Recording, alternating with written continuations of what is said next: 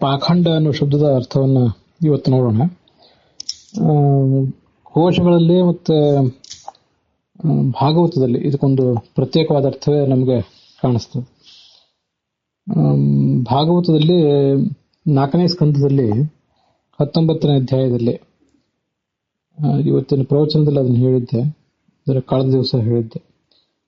ಯಾನಿ ರೂಪಾಣಿ ಜಗೃಹೆ ಇಂದ್ರೋ ಹೇಜಿಹೀರ್ಷಯ ತಾನಿ ಪಾಪಸ್ಯ ಖಂಡಾನಿ ಲಿಂಗಂ ಖಂಡಮಿಹೋಚ್ಯತೆ ಅಂತ. ಪಾಖಂಡ ಅಂತಂದ್ರೆ ಅಲ್ಲಿ ಪಾ ಅಂದ್ರೆ ಪಾಪ ಅಂತ ಅರ್ಥ. ಅದರ ಖಂಡ ಅಂತಂದ್ರೆ ಅದರ ಲಕ್ಷಣಗಳು. ಖಂಡಂ ಲಿಂಗಮಿಹೋಚ್ಯತೆ, ಲಿಂಗಂ ಖಂಡಮಿಹೋಚ್ಯತೆ ಅಂತ. ಹೀಗೆ ಪಾಷಂಡ ಅಂತಂದ್ರೆ ಅದು ಈ ಪಾಪಗಳ ಚಿಹ್ನ ಅಂತ ಅರ್ಥ ಅಲ್ಲಿ ಕಾಣಿಸ್ತದೆ.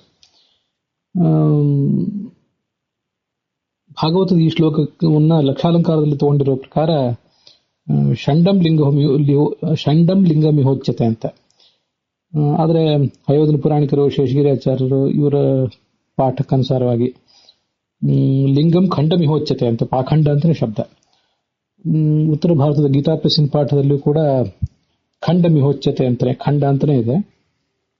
ಇಲ್ಲಿ ಲಕ್ಷಾಲಂಕಾರದಲ್ಲಿ ಒಂದ್ ಕಡೆ ಖಂಡ ಅಂತಿದೆ, ಲಕ್ಷಾಲಂಕಾರದಲ್ಲಿ ಒಂದ್ ಕಡೆ ಷಂಡ ಅಂತಿದೆ, ಉಳಿದ 3 ಕಡೆ ಖಂಡ ಅಂತಿದೆ. ಆದ್ರೂ ವ್ಯವಹಾರದಲ್ಲಿ ಪಾಖಂಡ ಪಾಷಂಡ ಎರಡೂ ಶಬ್ದಗಳು ಕೂಡ ಬಳಕೆಯಲ್ಲಿವೆ. ಭಾಗವತದ ಪಾಠ ಪಾಖಂಡ ಅಂತಾನೆ ನಾವು ತಿಳ್ಕೊಳ್ಳೋದೇ ಒಳ್ಳೆಯದು. ಲಕ್ಷಾಲಂಕಾರದ ಮಾತಿಗೆ ಆ ದೃಷ್ಟಿಯಿಂದ ನಾವೇನು ಬೆಲೆ ಕೊಡಬೇಕಾಗಿಲ್ಲ ಅಂತ ನನ್ನ ಭಾವನೆ. ಅದಿರಲಿ. ಹೀಗೆ ಪಾಪದ ಚಿಹ್ನ.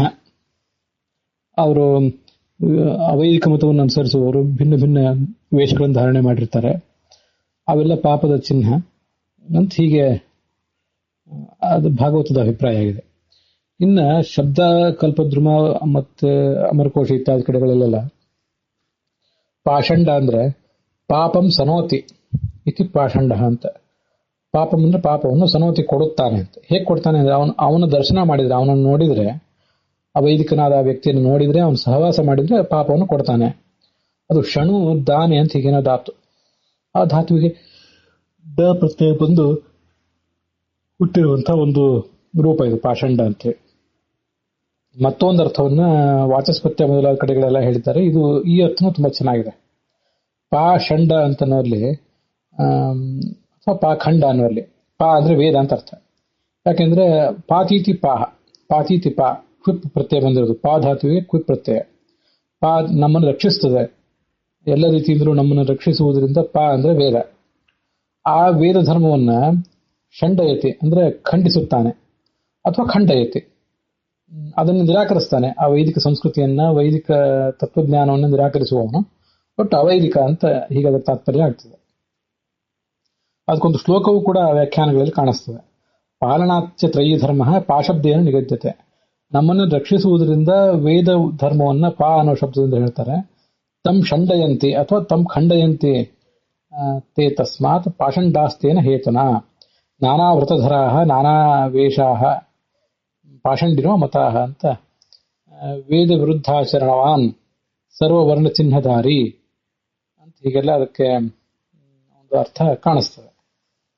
ಇದನ್ನೆಲ್ಲ ಆ ಅಮರಕೋಶದ ಟೀಕಾದಲ್ಲಿ ಇತ್ಯಾದಿ ಕಡೆಗಳಲ್ಲಿ ವರ್ಣಿಸಿದ್ದಾರೆ. ಇನ್ನು ಬನ್ನಂಜ ಗೋವಿಂದಾಚಾರ್ಯ ಹೀಗೊಂದು ಹೇಳಿದ ನೆನಪಿದೆ. ಪಾ ಷಂಡ ಹೀಗೆಲ್ಲ ನಾವು ಬೇರೆ ಬೇರೆ ಶಬ್ದಗಳನ್ನ ಇಟ್ಕೊಂಡ್ವಲ್ಲ, ಪಾಷಡಿ ಅಂತಾನೆ ಒಂದು ಧಾತು ಇದೆ ಅಂತೆ. ಅದು ಈಗ ನಮಗೆ ಎಲ್ಲಿ ಕಾಣಿಸೋದಿಲ್ಲ. ಪಾಷಡಿ ಮತಭೇದ ಅಂತ. ಪಾಷಡಿ ಅಂತ ಧಾತುವಿನ ಮೂಲ ರೂಪ.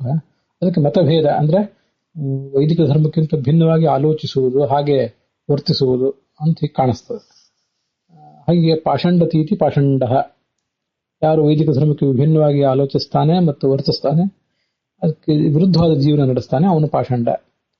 ಹಾಗೂ ಒಂದಿದೆ, ಅವರ ಗೋವಿಂದಾಚಾರ್ಯರ ಮುಖದಿಂದ ಅದನ್ನು ಕೇಳಿದ ನೆನಪಿದೆ. ಹೀಗೆ ಭಾಗವತದಲ್ಲಿ ಹೇಳಿದಂತೆ ಒಂದು ಅರ್ಥ, ಉಳಿದ ಕೋಶಗಳಲ್ಲಿ ಹೇಳಿದಂತೆ,